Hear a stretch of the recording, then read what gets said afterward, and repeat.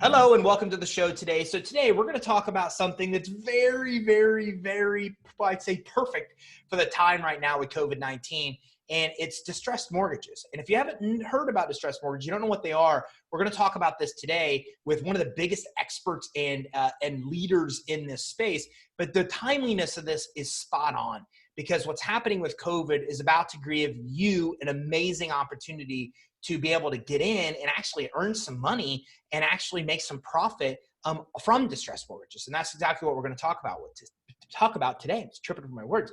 So with us today is Martin Saenz. Now, Martin brings social good into smart investing. He's a managing partner of Bequest Funds. Renowned as a thought leader in the mortgage note investment industry, Martin is generous with his firsthand expertise to the benefits of his many clients and his followers. Genuine, loyal, and passionate about creating a better world through profitable businesses, he works hard to share and spread success.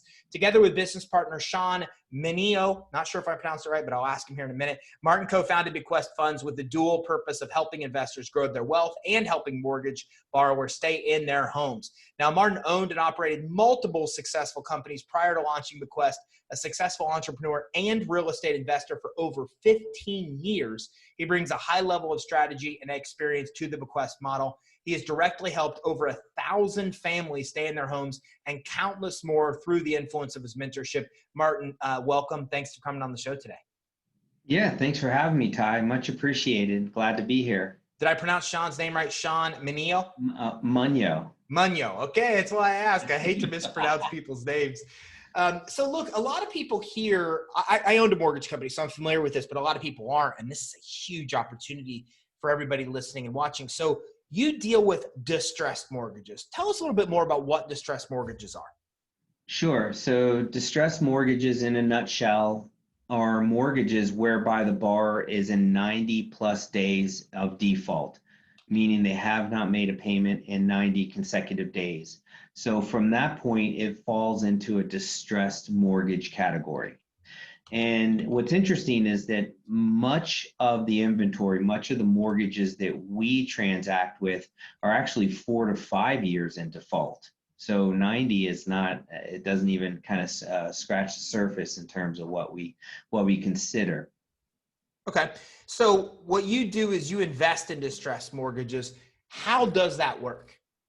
So we look at it, it's interesting. We look at it as an investment in the borrower as well as the mortgage itself. So you have two instruments that are taking place with a mortgage when you go to a bank or a mortgage office to apply for a loan. You're going to sign a promissory note, which is a promise to pay back the lender given a certain set of terms, as well as you're going to sign paperwork for a mortgage or deed of trust, which attaches that promise to the property in the form of security. And so we look heavily on, who is the borrower, what their ability to pay is, as well as what is the makeup of the mortgage in terms of the collateral, in terms of the property valuation and lien validity and kind of other title related issues. So we look at the mortgage itself, but also the borrower that's going to be paying us. Okay. So with distressed mortgages, now this is also called note investing. Is that correct? Yes, absolutely. It's term note investing, and there's many different angles to it. So we're just specifically referring to the distress note investing angle. Okay, so banks have distressed notes. I would imagine they're the source, right? So people are paying them, people stop paying them, they become 90 days behind. And then let's start there. I mean, is it banks or who is selling these distressed notes? Yeah, absolutely. It's banks. They're pooling them together in tranches and selling them in the secondary market space to hedge funds, companies like myself, and with our companies, and we're buying them in bulk, and we have a whole asset management team in place to work with the borrowers to convert those defaulted mortgages into profitable mortgages in the terms of loan modifications and other exits that occur. So why don't the banks handle these themselves? Well, they're not in, banks are not in the collection business. or the real estate business. So they're where they make their money is in origination, as well as monitoring and maintaining performing portfolio. So once it leaves that parameter, then it's outside their comfort zone, and to them, they're just looking to bundle those off and sell them off because they're going to make a profit as they sell them off in tranches. So So they're getting them off their books essentially. they're getting the bad debt off their books. Yes. So when they sell that, then I imagine that they're selling that on the secondary market, not for the face value of the note, but some discounted rate from the face value of the note. Absolutely. And that's actually the beauty in our industry is if you are positioned correctly as a company and you have the relationships in place, then you can take advantage of some of these pools of distressed mortgage debt and you can buy them at discounts. And those discounts allow us to extend forgiveness and other options to the borrower as we help them get back on their feet. So it gives us flexibility to work with the borrower and do something that's going to be a social good and helping the borrower stay in their home, versus the banks that don't have as much flexibility. They're more rigid, so they're not able to have come up with creative solutions to help the borrowers. It's interesting though, because a lot of people are familiar with foreclosures, and banks definitely foreclose. So is it just certain notes that banks sell and then they still keep some, or how does that work? That's a very good question, and I've never been asked that actually. And so to answer your question in a nutshell, banks will hold back senior lien mortgages whereby the fair market values are generally 120,000 on up. So a lot of times they're going to keep those because they see themselves recouping their investment back in full if they take it to foreclosure. But on this, for senior liens, i.e. first mortgages that are below a fair market value of say 120,000, they're going to sell those in the secondary market, as well as junior liens. So that's junior lien being like a second, third, fourth lien mortgage position. They're going to sell those off because they view those as riskier. So those junior liens as well as lower FMV first mortgages will hit the secondary market. And you said that they kind of hit in bundles, which is how that works in the secondary market. So how many of these properties per se are in one bundle, for example? Oh gosh, I mean, we have last month we took down a 200 note trade, and there's times when we'll buy just a couple of notes. So it varies. It varies in terms of the size. I do want to say that you don't have to be a mid-level player per se to be involved in note investing. There's also a retail angle on this, just like MLS and real estate on that side of the fence. So there are online exchanges, there are avenues by which you can buy onesie twosies of these mortgage notes in a retail setting. And that makes sense, because it sounds to me like you're talking about a lot of money here. And I was just trying to get my calculator, but then TikTok came up because that's what I had playing before I shut my phone, apparently. But I was just trying to do some math on that, because if I think about it, if I'm buying 200 properties in a bundle, and even if they're $100,000 value and I get a 30-50% on pennies on the dollar, I don't know what it would be. But even then, I'm at 30-50,000 per property, 200 properties. Dude, that's a lot of money. So in that case, you have to have, it sounds like it's very cash intensive to be able to even buy that bundle of a note unless you're doing onesie twosies. Absolutely. It's a very capital intensive industry. There's also other nuances such as compliance, state and federal regulations that you have to, that come into play. Governor moratoriums. I mean, the list goes on in terms of the complexity. However, one can learn to build a note business for themselves. I mean, I started as a sole proprietor with just myself working out of Starbucks when I started note investing. And, so it can be done as long as you kind of learn the fundamentals. and commit yourself fully, as well as align yourself with the right capital partners. Now, I think you guys give an easier path, I think, to that. And we can talk about that. I want to talk about that a little bit later, but that a lot easier than learning everything you learned from the ground up, and probably without all the cash. I want to dive into how everybody listening and watching can do that as well. So you then mentioned that it's all about helping them. So you come in, you buy 200 of these distressed notes. What are you then doing next? So we're doing a few things. So right now with that particular pool, we actually intentionally bought some lower principal balance loans. So these are $10,000 mortgages and below. So that's the unpaid principal balance, $10,000 and below. So these are small mortgages. And so what our intention was with those is to work with people that we're mentoring so they can learn on a smaller amount of money and not have as much capital outlay. So that's part of one of the strategies. We are also selling off a smaller pool off of that to recapitalize. But for the most part, a good 160 of those loans are going to be fed into our asset management group that is on payroll with us, and we're going to work with those homeowners to create loan modifications to keep the borrowers in their homes. But I will say this: we've seen a spike of payoffs occur in our industry the past few years, given the low interest rates and in the equity positions in homes across the country. So whereas we used to just be banking on the loan modification, now and we're seeing payoffs come in every direction on our loans. So you're coming in, you're buying a bundle of these notes. In this example, $10,000 they owe and less. Now you've got, let's just use the 200 note, okay, 200 figure. Now you have 200 of these people. Then you're reaching out to these people one by one to say, hey, look, like we own this note, you're behind. We don't want to foreclose. We want to help you.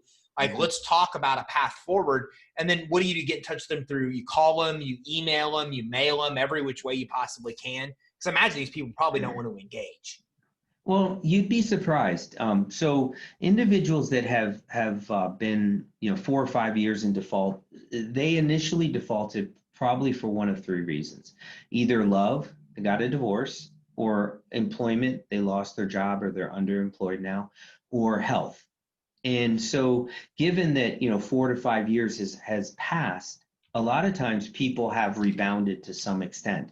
They got married again, they got, their health back, something happened, and they're in a very different place than when they initially defaulted.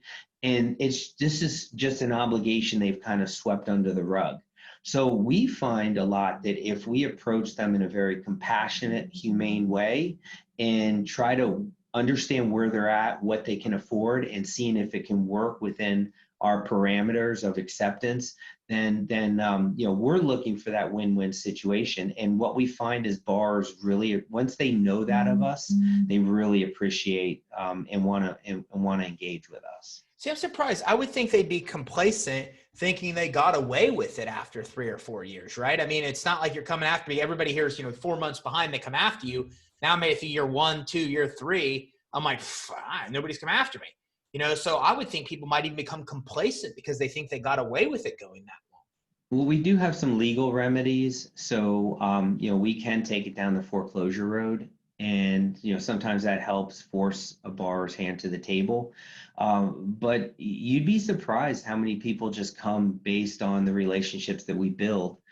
And what's interesting and what's very unique about our organization is we are a cradle to grave organization. So what that means is that we have formed an income fund that we work with accredited investors and pay them an 8% pref, and they get paid monthly.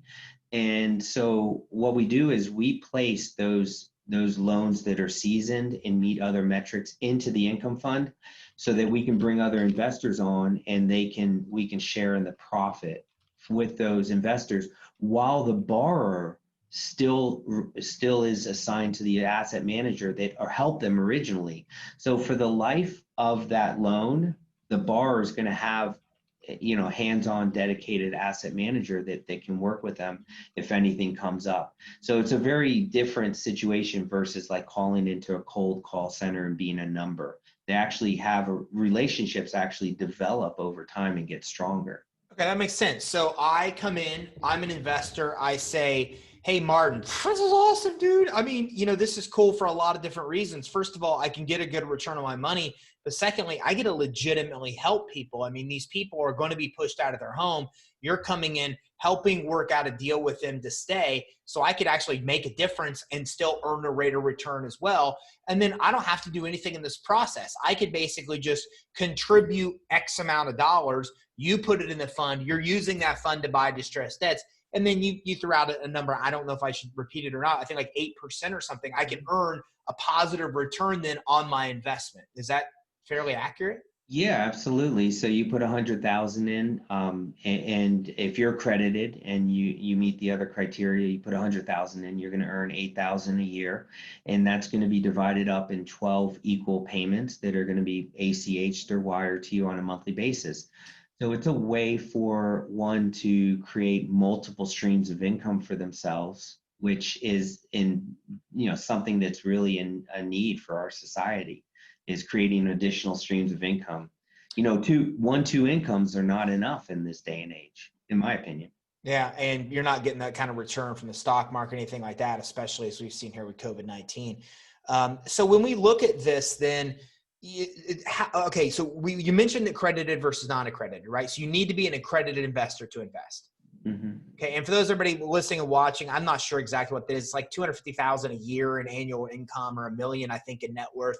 And then there's things you have to do to become an accredited investor. But if you've got some net worth, and it's not hard necessarily to become an accredited investor, then what's the minimum, and is there a maximum that I can contribute to be part? So the fund is set up as a $50 million fund. So you can put in, as much as you can swing. However, the minimum is 25,000.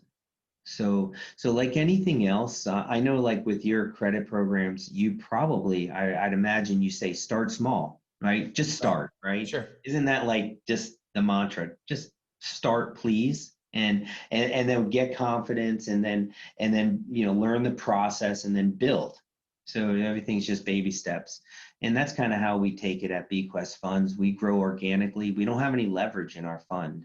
So there's no debt that's owed in our fund. We own these mortgages outright.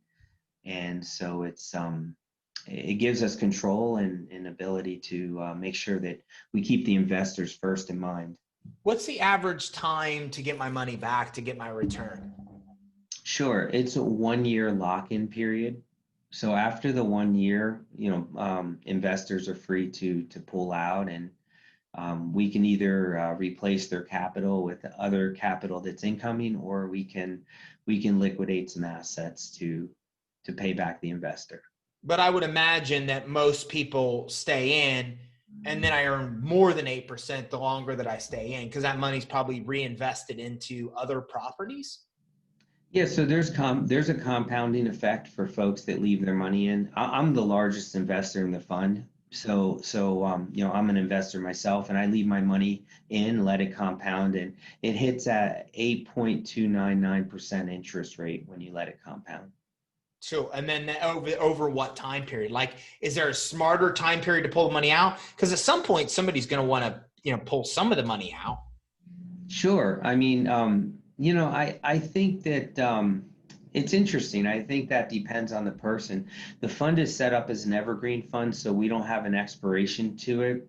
That was one of the main things that we wanted to do different with a lot of the funds that are in alternative investment industry. They have closeout dates, and where they term out the fund and they liquidate, so that way the fund managers can kind of take all the spoils that are left over after investors are paid back. We want to make this a legacy play whereby we can hand it down to our family, as well as we want to beyond my years, as well as we just want a place where borrowers know that they can lean on us if they have questions or concerns or what have you over the course of time as they're making their payments. Is there any limit on how much an individual or company can own in this space of these distressed notes? It's a multi-billion dollar industry. And like you mentioned initially at the top of the hour, this is about to boom, this distressed debt industry. Given COVID, given all the political going ons, and given high debt levels at corporations, small business with cash flow issues, and property valuations overinflated in our country. I mean, something's going to come, and this industry's going to increase into the trillions, maybe. I don't know. Who knows? And for those watching and listening, Martin and I started the call before I hit the record button, and I said, wow, like you're in a phenomenal place right now. And the reason you all should know that is that what happens right now is that a lot of foreclosures are brewing, obviously, with COVID-19. This will become explosive as we get into the winter. And as these mortgage notes become explosive, then what typically happens is their cost, or their ability to be able to get you even a greater rate of return, will increase. Okay, this happens in every time the economy shifts like that. So that's why if you're thinking about investing, and I want to talk about this because a lot of you know I owned a mortgage company when things went bad. And what I learned in that time was something very important. First of all, it sucks to be on the front line of something like that, but there's somebody on the back end that's always crushing it another way. And that's what happens when foreclosures really increase. Then this space of distressed notes becomes very profitable to the investors that are involved. And again, I'm not saying that is an agreed thing. As you see, Martin's strategy is to help people once they obtain those distressed notes so everybody wins. But I'm just explaining all of this because there's a reason he's on here with us today. You have an amazing opportunity time-wise in history to get into this space because it's about ready to explode, and his investors will. Martin, I'd imagine your investors are going to be pretty happy. I would, yeah, absolutely. I mean, I'm one of them. So, I mean, I live and breathe this. I've written 4 books on the subject. So, I mean, this is my world. This is what I'm going to do for the rest of my life. I am curious because we do train note investors, up and coming note investors, on setting themselves up to do this as a business. We're actually having a workshop in the next few months in Sarasota. And, my first book is Note Investing Made Easier. And so the website's noteinvestingmadeeasier.com. But I'm curious how you could potentially tie in, because the returns are there. And, given how you help people get financed and, get up to speed with capital needs, I mean, this is a very capital intensive business. And for the ones that are responsible and, serious and committed about doing this as a business, I'm very curious how you could tie into it. Yeah, absolutely. And our audience knows that we specialize in helping businesses get money, even as startups. So, if this is something where somebody's looking to get into space, they need 25,000. For us to get somebody $25, $50, $100,000 is very easy. Then it's a matter of us just making sure that the positive return they're getting with you is better than the amount that they're spending, whether it be debt or equity, to be able to get it. And so just, it's a great piece of advice, or something to mention there is that, hey, look, if those of you are out there and say, I'd love to do this, but I don't have the liquid cash, well, then you can get with Credit Suite. We could talk to you a little bit more about getting the money to potentially get into something like this. Or get into this specifically, because there's very few things that are perfect for this kind of time and what's happening with an economic shift. Distressed mortgages are like one of the top 3 I can think of. I mean, there's not many things that are going to do as well for you as this. What about risk when it comes to this? How risky is this to invest in a distressed mortgage? So I was going to follow up, have a follow-up thought, but it actually ties into the question of risk that you're asking. So I'm probably like the king of baby steps until you get your systems down, right? And then you run as fast as you can. You need to focus, like you go to the gym and you got to work on your form, right? Before you go a million miles an hour. So it's the same thing here with note investing. So this is why, my philosophy is always start on lower dollar notes. Don't go out and buy $100,000 distressed mortgage note that you're going to pay $30,000, $40,000 for. Go out and buy a $10,000 mortgage note and that you're going to pay $3,000, $4,000 for, and go out and buy 5 of them so that you can get the more notes you buy and the more experience you get, the lower your risk is in the space. But in terms of the main risks that we have in our space, obviously, the property, understanding proper due diligence. I mean, that is like probably key. And even when you've been doing it for years, you're going to miss things. And that ties into property valuation, lien validity, ownership, handling ownership issues through title searches, evaluation of borrower's credit, skip tracing, collateral, the collateral file itself. Did the borrower sign all the boxes and, check all the boxes, sign all the signatures? Are all the allonges and assignments, so in other words, the document trail, are they in place?